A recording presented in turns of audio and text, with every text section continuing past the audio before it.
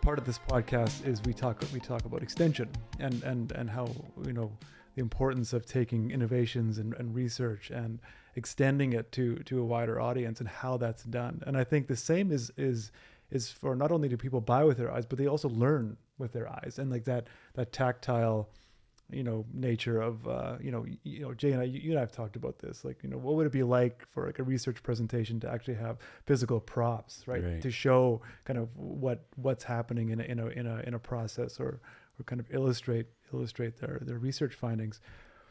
But in all of your experience, Francois, like certainly you've taken in all sorts in terms of kind of effective extension techniques or habits or processes. What are there any that kind of stand out to you as something that we should, as an industry, kind of lean in more?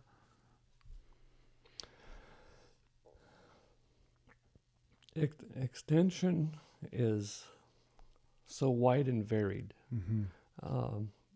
I think when you talk about props and so on, well, we do that. When we get people in the crops in the field, and we can show them the issues and the Mm-hmm. problems, and some of the crop schools and that type of thing, they go to great lengths to show some of the problems and help people be able to identify them and so on. But thinking about extension, it's not easy to. It's not a one case or one tool Mm-hmm. that will work for all, and it evolves with the time and that type of thing. I was reading an article this morning, as you were saying, that I do have a bad habit of spending too much time reading sometimes. I didn't say it was a bad habit, but yeah. Well, I did. But reading, looking at like 2025 coming with, the decrease values of the crop and, the tighter budgets and so on. Well, it may be easier to talk about people and how to save money, Mm-hmm.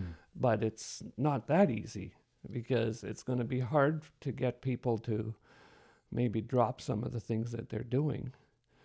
But if they could be shown that maybe some of the things that they're doing are costing them money and not making them money, Mm-hmm. So how do you get that prop out there? Right. You know, and I think, we've been able to do that. And I think when, you were at the Pulse Growers at the same time as I was, we could easily show this will return you X, or this is costing you X. Right. And, things like on-farm research, Mm-hmm. but true research, not demonstration, but true research helps people to understand some of those things, and so that they can take that and apply it. Mm-hmm. But then after that, one of the things that's really required, I hate to say this, but the extensionists need to be able to sell it. Mm-hmm. And, maybe they need to take a selling course sometimes. Yeah. Mm. Yeah. You take a selling course and they say, and you say you're going to try to sell the tractor to somebody today, and the farmer's going to tell you, I'm not buying today. Yeah. Yeah. Well, I gave you a clue. Yeah. He's not buying today. Right. But doesn't mean that tomorrow he's not going to be wanting to buy a tractor. But today he's got something else on his mind. Right. So extension is marketing an idea, just Yes. like you're marketing a product. That's Mhm. correct. Mm-hmm. Mm. And people marketing products should probably understand extension fairly well as well, so that they could probably do a lot better selling Yeah. if they have good information and Right. not biased. Mm-hmm. And yes, I'm an anti-snake oil salesperson. Well, that's probably good. I think that's great. I think you're in good company. Yeah. And it seems to be there's more and more snake oil out there.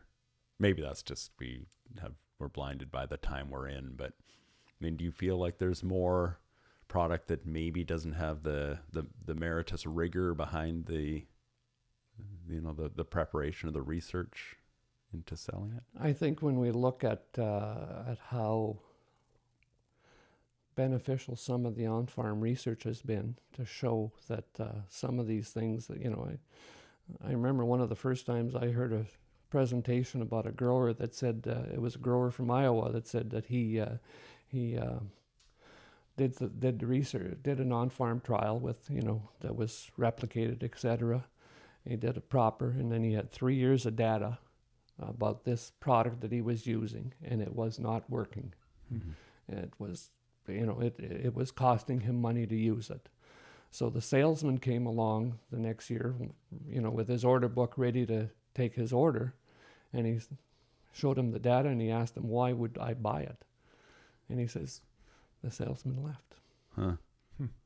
So is it worth it or not? I know that some of these products will work some years and may work other years. They might work in some areas, they might work in some soil zones and might not work in other areas. There might be a lot of application issues and so on. But at the end of the day, if it works, it works. And if it doesn't work, it doesn't work. And if it doesn't work, it's costing you money. You're a proponent then of on-farm research. Are the associations, some of the commodity associations are pivoting to a focus on on-farm research? You think that's a good idea? Well, I think I had an awful lot to do with the pulse growers getting involved in on-farm research in a bigger way. And I think that answers that.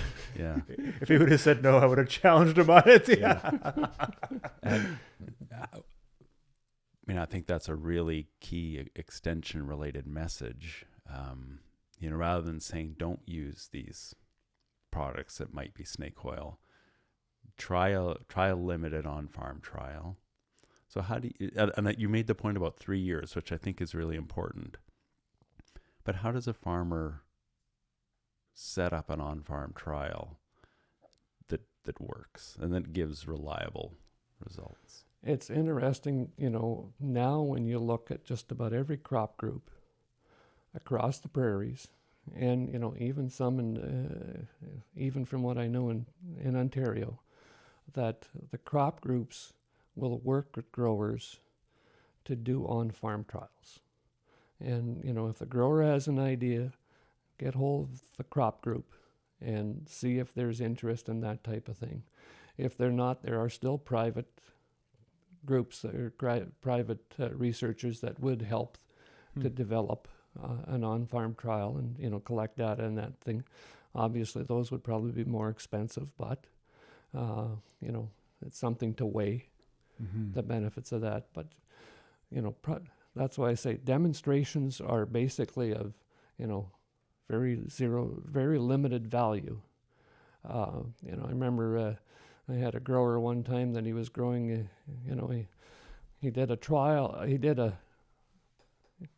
It wasn't research, but a demonstration where he seeded half of his field, half of a quarter one way, and he did something on different on the other half, so the other 80. But it was in the Red River Valley where you've got a very pronounced slope from west down to east, and it was a wet year, so the eastern half of that field was wet and had more standing water than the western side, and it was obvious because you could see it through the summer. Right. Well, that's so the trial was split north-south, not east-west. That's correct. Yeah. Right. Things like that. So that's why a properly set up trial is so important. And I've chatted with farmers who've gone through that on-farm, like some of these on-farm network kind of. On-farm network is branded. That's the MPSG's. This on-farm stuff. They really like it. Like it is that kind of. It hits home with them. Each person that I've talked to, the importance of research. They see how it's done. They see kind of the process, the protocols, the sensitivities, and then the data that comes out of it. I haven't talked to anybody who hasn't gained an appreciation for research as a whole after having completed one of those trials in their farm, which I think is incredibly valuable, right? Probably the biggest thing is, as well as they're able to live it every day. Mm-hmm. If they want to walk in that field every day, they can. Mm-hmm. So there's such an ownership of that research. I just can't help but thinking of the woman, the home cook buying lentils in the market in Greece. I mean, it's almost like on-farm research is like holding those lentils in your hand and seeing the value or not of a practice. You know, Yeah. same that market in Greece that I went to, there was also fish there. It was a large fish market as well, and you know, you'd see the fish that they'd look at, and you know, you'd see that fish that was starting to fall apart a little. Well, no one would buy it. Right. You know, because would you buy a fish that's half rotten? No. Would you buy lentils that were half rotten? No. Yeah. I know. Would you buy a crop product that was Not working? not working? Yeah, that's right. It might not be as easily visual as looking at that bag or that fish or that piece of beef or so on, but you know, if you have that 3 years of data, it might drive you to, you know, get the old gray matter working and making a decision. Yeah.